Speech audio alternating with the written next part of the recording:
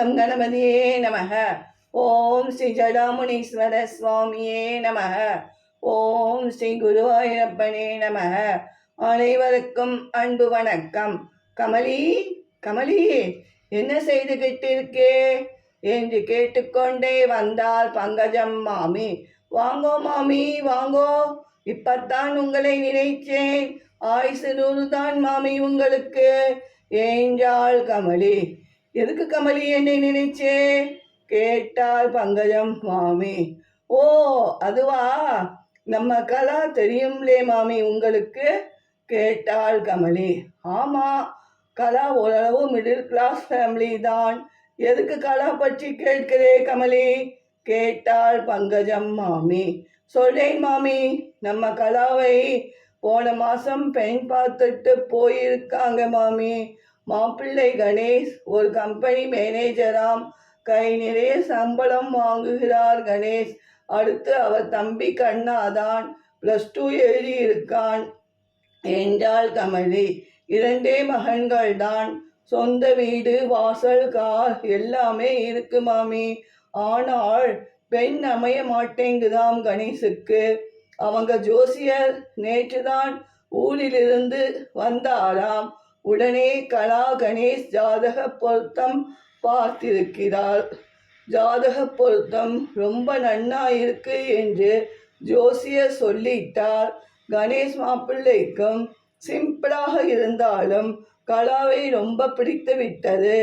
அதான் மேற்கொண்டு பேச நாளை கலா வீட்டாரை மாப்பிள்ளை வீடு பார்க்க கூப்பிட்டிருக்காங்க மாமி. நீ கட்டாயம் வந்தே ஆகணும்க்கா என்று சொல்லிட்டா கலா. நீங்களும் வாங்குறேன் மாமி அழைத்தாள் கமலி. என்னை கூப்பிடவே இல்லை, நான் எப்படி வர்றது கமலி என்றாள் பங்கஜம் மாமி. இல்லை மாமி, கலாவின் அம்மா அனுவிடம் உங்கள் ஃபோன் நம்பர் இல்லை என்று சொன்னாங்க. நான் அவர்களிடம் உங்கள் நம்பர் கொடுத்திருக்கிறேன். உடனே கொஞ்ச நேரத்தில் உங்களை கூப்பிடுவாங்க மாமி என்றாள் கமலி. முக்கியமான விஷயம் நான் கேட்க மறந்துட்டேன் பாருங்கோ மாமி என்றாள் கமலி. என்ன கமலி அது கேட்டாள் பங்கஜம் மாமி. இப்போ இன்று அட்சய திதியை. ஆமாம், அதற்கென்ன கமலி என்றாள் மாமி. அதில்லைங்க மாமி, எல்லாராலும் தங்கம் விற்கிற விலையே தங்கம் வாங்க முடியாது அல்லவா கேட்டாள் கமலி. ஆமாம் கமலி, அப்புறம் அதுக்கு என்ன செய்யறது கேட்டாள் பங்கஜம் மாமி. அதனால் நம் லட்சுமி கடாட்சம் நிறைந்த சுக்கிர பகவானுக்கு உரிய பொருட்கள் வாங்கலாம் அல்லவா? அதை பற்றி நான் உங்களிடம் கேட்டால் நீங்கள் அருமையா பதில் சொல்லுவீங்களே மாமி. அது எல்லாருக்கும் பயனுள்ளதாக இருக்கும் அல்லவா மாமி என்றாள் கமலி. ஆமாம் கமலி, நீ சொல்வது முற்றிலும் சரிதான். அட்சய திதி அன்று, அதாவது இன்று, மங்களகரமான பொருள் மஞ்சள் கிழங்கு 10 ரூபாய்க்கு வாங்கலாம். அடுத்தது கழுவுப்பு பேக்கெட் 10 ரூபாய்க்கு வாங்கலாம்.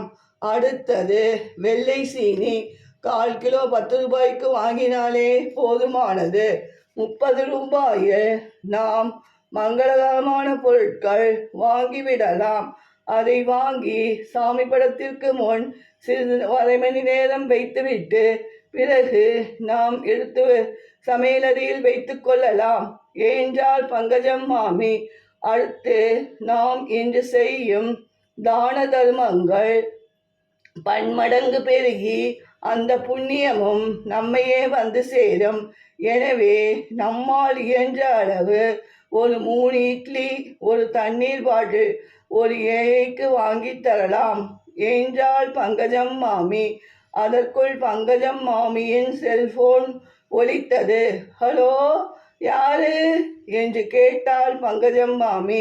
நான் தான் கலாவின் அம்மா அனு பேசுகிறேன் மாமி. நீங்களும் கமலியும் உடனே கிளம்பி எங்கள் வீட்டுக்கு வந்துடுங்க மாமி. உங்கள் ஃபோன் நம்பர் என்னிடம் இல்லை மாமி. என் பேரன் கேம்ஸ் விளையாடி எல்லாவற்றையும் அழித்து விடுகிறான் மாமி. அதான் முதல்லேயே உங்களுக்கு நான் சொல்ல முடியலை மாமி, கோச்சுக்காதீங்கோ இன்று நம்ம கலாவை பெண் பார்த்த மாப்பிள்ளை வீட்டை பார்க்க போறோம் மாமி. நீங்களும் எங்க கூட இருந்தா நல்லா இருக்கும் மாமி என்றாள் அனு. இங்கே கூட அனு, நானும் பேசுறேன் என்றாள் கலாவின் அப்பா அருண். மாமி, நான் அருண் பேசுறேன், கட்டாயம் நீங்க வந்துடுங்க மாமி என்றார் அருண். சரிங்க தம்பி, வந்துடுறேன் கட்டாயம் என்றாள் பங்கஜம் மாமி. கமலி, நீ கலாவிடம் அணுவிடம் சொல்லி, கலாவின் அம்மா அணுவிடம் சொல்லி நான் சொன்ன 3 மங்கள பொருட்கள் வாங்கி முதல்ல சாமி படம் முன் வைக்க சொல்லிடு, அப்புறம் நாம மாப்பிள்ளை வீட்டுக்கு போகலாம் என்றாள் பங்கஜம் மாமி. இது போன்ற வீடியோக்கள் காண சப்ஸ்கிரைப் செய்து கொண்டு தொடர்ந்து கண்டுகளியுங்கள். நன்றி, வணக்கம்.